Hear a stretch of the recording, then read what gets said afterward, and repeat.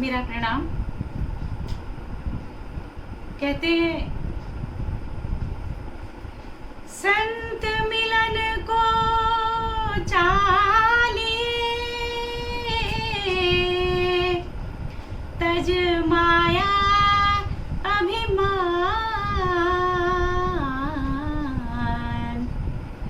जो जो पग आगे धरे, कोटिन यज्ञ समान। कहते हैं जब संतों के दर्शनों के लिए भक्त जाता है तो कहते हैं कि तज माया अभिमान। वैसे इस कलिकाल के अंदर बहुत मुश्किल काम है, लेकिन कहा कि महान पुरुषों की शरण में जब जाना चाहिए तो माया मोह को और अभिमान को त्याग करके जाना चाहिए। तो ऐसे भक्त के लिए कहा कि जो जो पग आगे धरे, वो एक एक कदम भी अगर आगे बढ़ता है तो एक एक कदम करोड़ों यज्ञों के समान होता है, कोटिन यज्ञ समान। करोड़ों यज्ञ का जो फल मिलता है वो फल उस भक्त को मिलता है जो अपने अंदर से मान अभिमान को त्याग करके महान पुरुषों की शरण में जाता है और उनसे ऐसी चीज मांगता है कि जो इस लोक और परलोक दोनों जगह काम आ जाए। उसे कहते हैं विवेकी। एक व्यक्ति था, एक बार उसकी किसी संत से मुलाकात हो गई, भेंट हुई। तो संत महात्मा तो पूछते हैं कि कैसे हो, कैसा चल रहा है तुम्हारा। बाहर के लोग तो यही पूछते हैं, सांसारिक लोग। कोई पूछता है बिजनेस व्यापार कैसा है, कोई पूछता है घर परिवार कैसा है, पर कोई यह नहीं पूछता कि प्रभु से प्यार कितना है। तो संत तो यही पूछते हैं कि भगवान का ध्यान करते हो नहीं करते हो। तो कहने लगा कि क्या ध्यान करूं महाराज, बड़ी परेशानी है, बड़ा दुख है परिवार के अंदर। तो संत कहते हैं उस दुख के निवारण के लिए मैं तुम्हारी क्या सेवा कर सकता हूं। कहता है आप ऐसा करो, अगर देना ही चाहते हो तो मुझे एक ऐसी चीज दे दो, मैं जिसको छूऊं वो चीज सोना बन जाए। संत कहने लगे कि सोच समझ के मांगना, कहीं बाद में न पछताना पड़े। लेकिन वह कहता है नहीं नहीं, मैंने सही मांगा है। वो उसने अपने मन में सोच लिया कि अगर मेरे पास बहुत सारा सोना हो जाएगा तो मैं दुनिया का सबसे बड़ा जो है धनी व्यक्ति बन जाऊंगा। लेकिन देखो इस संसार में इतना कोई भी धनी नहीं है, किसी के पास इतना भी धन नहीं है कि जो एक श्वास खरीद सके। श्वास नहीं खरीद सकता। श्वासों को देने वाला तो परमपिता परमात्मा है। लेकिन वह मन में सोचता है कि मैं बहुत बड़ा धनी व्यक्ति बन जाऊंगा तो लोग सब कहेंगे कि बहुत बड़ा आदमी है। संत ने बार बार कहा लेकिन उसकी समझ में नहीं आई। उसने कहा नहीं नहीं, आप मुझे ऐसा ही दो कि मैं जिसको छू लूं वो सोना हो जाए। तो संत ने कहा कि तथास्तु, ऐसा ही हो, जो तुम चाहते हो वही होगा। अब क्या हुआ, वो व्यक्ति बड़ा खुश हो गया और दौड़ करके सबसे पहले बगीचे में जाता है और बगीचे में जा करके उसने सबसे पहले फूलों को छुआ। वो देखना चाहता था कि संत ने सही बताया या नहीं बताया। तो जैसे ही उसने फूलों को छुआ तो सारे फूल सोने के बन गए। अब आप तो समझ ही सकते हैं कि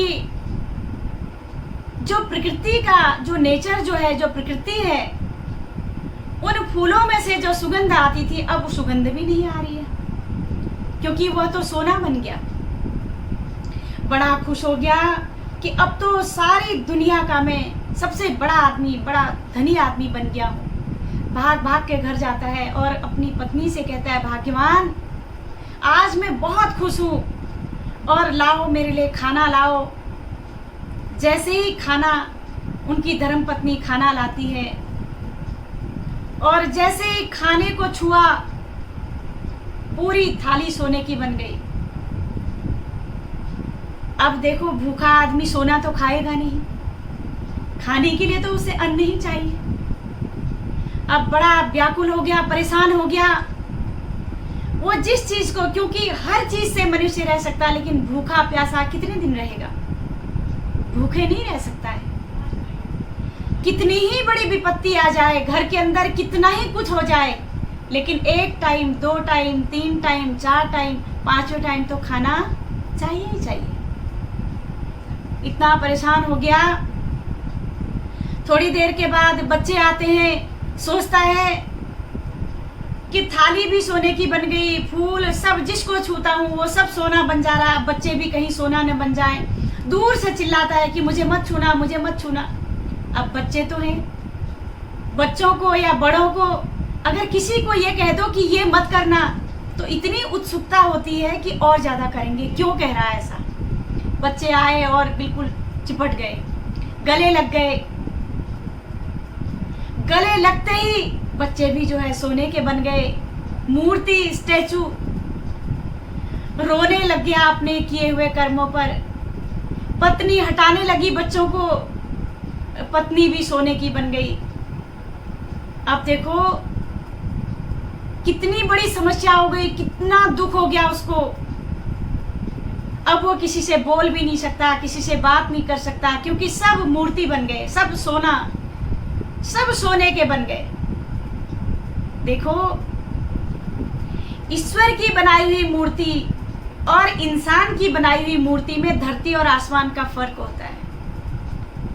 हमारी और आपकी बनाई हुई मूर्ति नहीं बोलती, लेकिन ईश्वर की बनाई हुई मूर्ति हंसती है, बोलती है, खेलती है, सारे कर्म संसार के अंदर करती है। ये ईश्वर की मूर्ति है। और मंदिर में जो भगवान, हमने जो मूर्ति बनाई,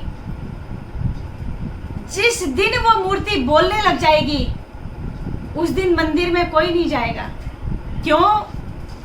क्योंकि बोलने वाले लोग, कमी बताने वाले लोग कोई भी लायक नहीं करता, कोई पसंद नहीं करता। और मूर्ति को हम इसलिए पसंद करते हैं क्योंकि मूर्ति कुछ नहीं बोलेगी, खाएगी भी नहीं, उसके निमित्त बनाएंगे, हम ही खाएंगे। मंदिर में जाएंगे, वो कुछ भी नहीं बोलेगी, चाहे जितने भी बुरे कर्म करके चले जाओ, हाथ जोड़ करके आ जाओ, कुछ भी नहीं बोलेगी। अगर अपने बच्चे, अपने घर के बीवी बच्चे, माता पिता, परिवार के लोग अगर मूर्ति बन जाएं तो क्या हमें अच्छा लगता है? नहीं लगता। इतना दुखी हो गया, भाग भाग करके गया। और संत तो समझते थे, लेकिन संत कहने लगे, भाई क्या हुआ? भाग भाग के गया और कहने लगा कि आप अपना जो आपने मुझे दिया था वचन, आप वापस ले लीजिए। मैं बहुत ज़्यादा दुखी हो गया, शांत हो गया, मैं खा भी नहीं सकता और मैं जिस चीज़ को छूता हूँ वही सोना बन जाता है, मुझे ऐसा सोना नहीं चाहिए। संत कहते हैं कि तभी मैंने कहा था कि बिना विचारे जो करे सो पाछे पछताए, काम बिगाड़े आपनो जग में होत हंसाए। ऐसे इंसान की हंसी हो जाती है समाज के अंदर। इसीलिए, अरे भाई तुझे तो मांगना भी नहीं आता है, इसी प्रकार इस संसार के अंदर हमें मांगना भी तो नहीं आता। हम क्या मांगते हैं? वही चीजें जो कालांतर में नष्ट हो जाएगी, वो चीजें हम मांगते हैं। अगर हम मांगे ऐसी चीज, तभी तो कहा कोई मांगे कंचन सी काया, कोई मांग रहा प्रभु से माया, कोई पुण्य करे कोई दान करे, कोई दान का रोज बखान करे।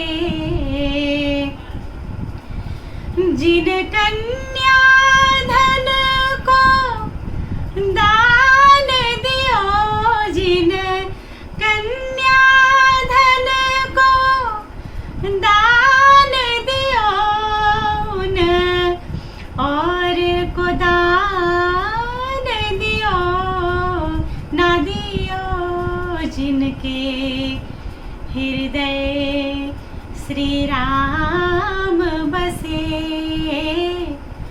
और को नाम लियो ना लियो, जिनके हृदय श्री राम। कोई घर में बैठा नमन करे, कोई हरि मंदिर में भजन करे, कोई गंगा यमुना स्नान करे, कोई काशी जाके ध्यान धरे। जिन मात पिता की सेवा की, जिन मात पिता की सेवा की, तिन तीर्थ स्नान कियो ना कियो, जिनके हृदय श्री राम। मन की बात कही कि कोई इस संसार के अंदर कोई कुछ मांग रहा है, कोई कुछ मांग रहा है, लेकिन जो प्रभु का नाम दान मांग रहा है, प्रभु उसके साथ यहाँ भी है और वहाँ भी है। इसलिए सबसे बड़ा तीर्थ मांगने के लिए मनुष्य व्यक्ति बाहर जाता है। सबसे बड़े भगवान तो घर के अंदर माता और पिता हैं।